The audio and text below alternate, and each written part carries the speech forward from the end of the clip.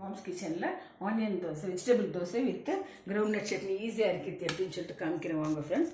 அதுக்கு தேங்காய் துருவலுங்க, கருவேப்பிலை, வரமிளகாய் வச்சுருக்குறாங்க, ஒரு ஆனியனுங்க, 2 பூண்டு, ஒரு துண்டு புளிங்க, கடலக்காய், கடலை, உப்புங்க, தாளிப்பு போட்டு வச்சுருக்குறாங்க.